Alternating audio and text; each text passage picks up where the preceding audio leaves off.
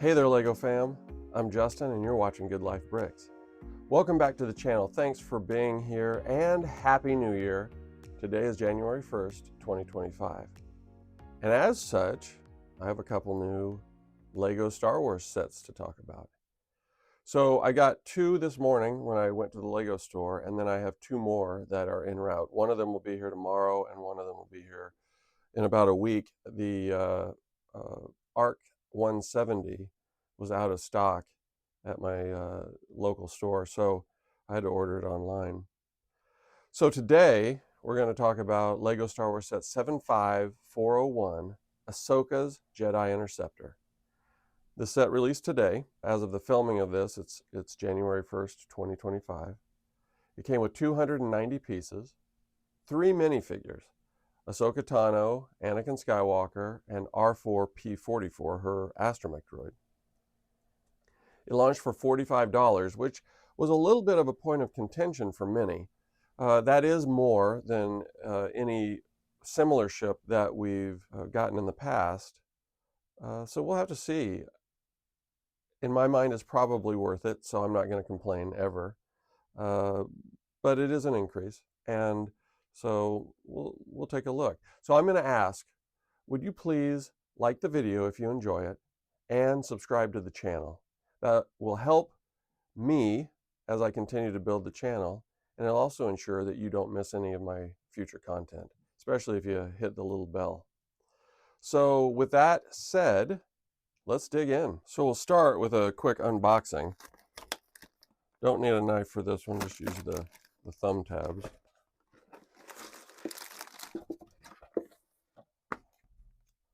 Okay. So we have 3 bags, a nice looking instruction manual, and a fairly sizable sticker sheet. There are 11 stickers on this sheet, and the biggest looks like they go on the rear interceptor wings. So not bad. Let's get this thing put together and see what we think. You're looking at LEGO Star Wars set 75401, Ahsoka's Jedi Interceptor.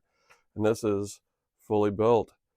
I was pleased with the build. I filmed it, so there will be a speed build video for you to watch. It was fun. What stuck out to me about this build was the effort they put into durability. So at some point I noticed as I was building, there are like 5 layers of Lego from here to here. There's 5 levels in the wings, which is the part that supports the weight of the ship. So from a durability perspective, this thing's solid. One other thing they did different than past Jedi Interceptors, they use Technic pieces here and here instead of hinges, so the wings don't flex. They just stay in place. And I think that's great. I think that's exactly the way it should have been done. This piece right here is new, not something that I've seen before. And I've not worked with this piece, which is the same as this piece. Now, there are pieces that look just like this that, will sit at the end and kind of curve over the edge of a piece. But this is just flat. These 2 pieces are completely flat. So I've not seen those before. Okay, so one minor complaint. This cockpit doesn't click into place.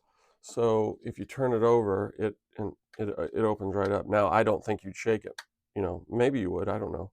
But it opens up really easily. Anakin's Jedi Interceptor from about 5 years ago clips into place. We'll take a look at that here in a little bit, just to do a side-by-side and show some of the similarities and differences between the builds. But I'm pleased with this build. Note the phenomenal sticker placement. As I was doing my speed build, I said to the camera, as I was putting on the first sticker, which was in the cockpit there, the control panel, this will determine the level of success for the year. If I can get this first sticker in place and do it well, it's going to be a banner year. And I did, so it's going to be great. But I think this is a solid build. I like the new version of the cone thrust on the back versus, like I said, in Anakin's, it had those inverted dishes. So that's a nice change. I think that looks nice. And the coloration of this set is phenomenal. I love the red and the white.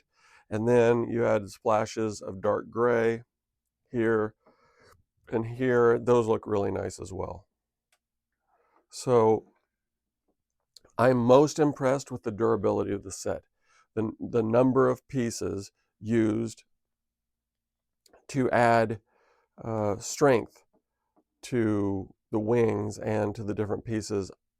I love that. To me, that's one of the tent poles. That's one of the main considerations. Displayability, durability, and accuracy. Those are the three things that I base my feelings about a particular set on. And if they do those things and, price it reasonably, I'm in. Now, did they price this one reasonably at $45? Well, I bought it and I'm not regretting it at all. I'm happy with the purchase. So from my perspective, that doesn't bother me. Do I wish it was less? Of course I do. Am I sad that I paid $45? No way. I think it's a good build. Now, from a minifigure perspective, this is probably the best Ahsoka that I think we've gotten. Look at the detail on the face. Look at the little smirk, the leku, and the beading on the top of the head, the Jedi Padawan braid that she uses in place of like hair because she doesn't have any. The coloration and detail on the leku itself, it's smaller than the more recent ones that we've gotten. I think that's really nice. I think they gave her the half legs. So, yeah, so notice Anakin's legs are a bit longer. So that reduces her size just a little bit and makes it, she's a Padawan, she's younger. And she was certainly a lot shorter than Anakin. So that was a nice touch as well. And then we've got R7A7. You know what? At the beginning of my intro, I think I called him R4P44. And it just occurred to me, and here's why I did that. Because when I went to the Lego store today, there were two sets I was planning on getting. This one and the ARC 170. And the ARC 170's astromech is R4P44. So sorry about that, I messed up. So this is R7A7. He has been Ahsoka's astromech throughout the Clone Wars, so it was appropriate for him to be here. Love the coloration. The dark red body is awesome, but then the contrast of the lime green and the white dome, I just think that's awesome. And he fits nicely in the droid socket, so that's great. And then Anakin. And this is a good version of Anakin. I think it's not so totally different, but there's some difference on the face, the different lines and scarring on the face. And then he's got a second face print. So that's his super grumpy, and that's his getting grumpy. So I'm a happy guy. I'll leave it at getting grumpy. And I think I forgot to show you Ahsoka's second print. A little grumpy there too. So the detail, I just, this minifigure is great. I can't get over it. It's the level of detail is fantastic. So that's three really good minifigures. I'm pleasantly surprised that we got Anakin. I didn't think that was going to happen. Three minifigures in this set I think is great, and they were definitely the right minifigures. So I'm pleased with that. Why don't we take a second and do a comparison between Ahsoka's Jedi Interceptor and Anakin's Jedi Interceptor from the past? Okay, so here they are side by side. And this is Anakin's Jedi Interceptor from 2020. It was, so it's been about 5 years. And that was the last one of the Jedi Interceptors, I believe, that we got. And then, obviously, Ahsoka's right next to him. Now, there are a lot more similarities than differences. The front cannons are the same. the way they were built with the cones and these connection pieces, and then I don't know what the piece is called, but the pole. And then the cockpits are different though. Now this cockpit, I told you earlier, it clips shut. So there's a little piece right here, and this fits right over the top of it and just clips down into place. So it doesn't just fly open. The other thing is that this portion of the cockpit stays right where it's at. This one opens, and so that portion of the cockpit is up there. Now, if I remove Anakin, there are, again, similarities between the two cockpits. There's a headrest on this one, and there is here too, but it's just up here, and it's gray. So Ahsoka's looks more finished. If we turn them around and look at the backs, you can see there are bricks and pieces here that make it look more finished, whereas this one is longer. The way it was created and printed is longer, but there's nothing that finishes it on the back. So you see the pieces that hold it in place, and you see the entire opening and closing mechanism. So it's fine. It's not bad. I was telling you about the thrust, these inverted plates here, or dishes versus the cones. I think I like the cone look better. Here's another big difference. The wings here are attached with these hinges, so you can flex the wings open and closed. I don't know why you would need to do that, but that was the way they connected them at the time. These are connected with these bent Technic connection pieces, so they're not flexing or moving. They're just solid and in place. Again, this cockpit does not connect. It doesn't latch down, so it actually flops open just a little bit. And then another difference is there's no stickers on the outer wing, but they have the same sticker on the interior of the wing. So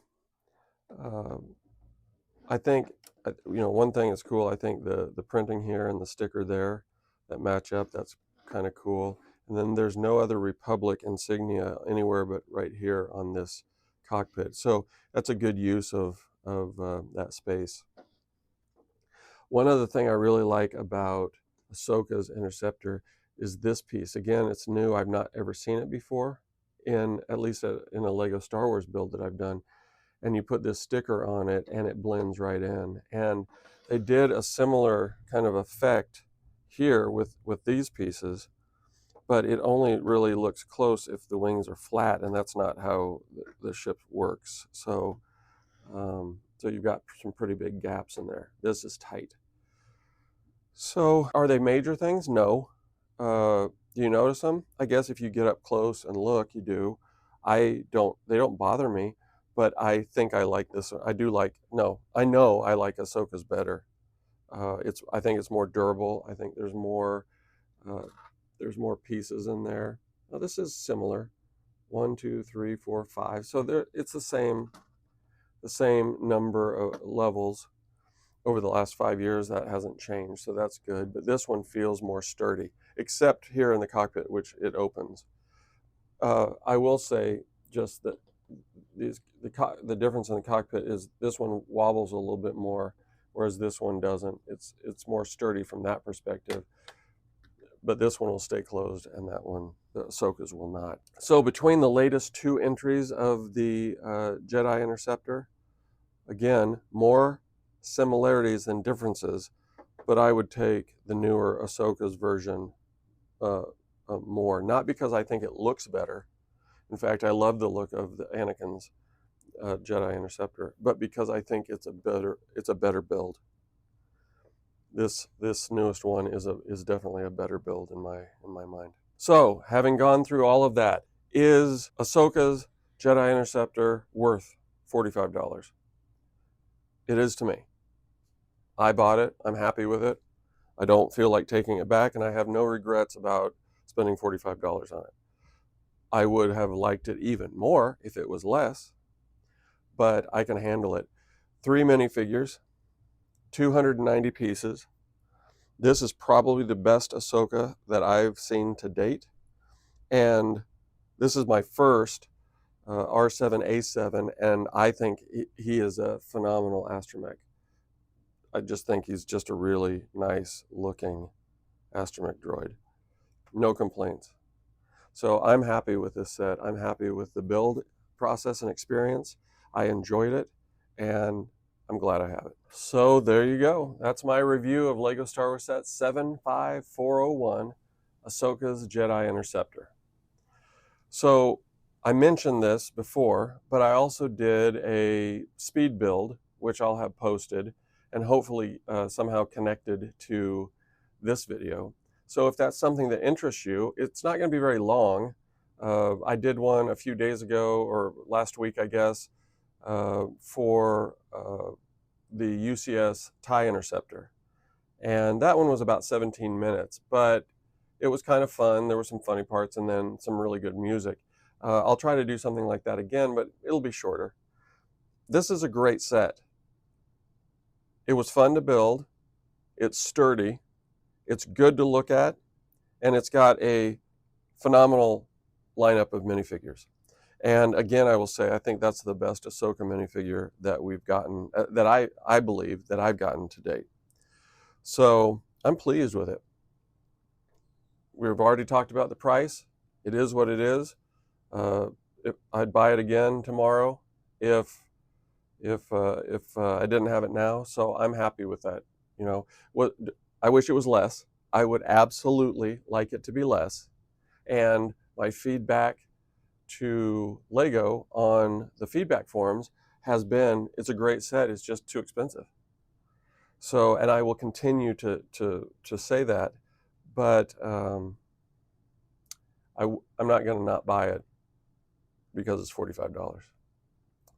So anyway, I'm pleased with the set. I think it was a good release, and I'll be getting into another 3 or 4 sets in the days to come. So if you enjoyed this video, would you do me a favor? Would you please hit the like button? And then would you also please hit the subscribe button up here to make sure you don't miss any content. I hope you enjoyed the review, and I hope you have a great 2025. Happy New Year, and I'll see you soon.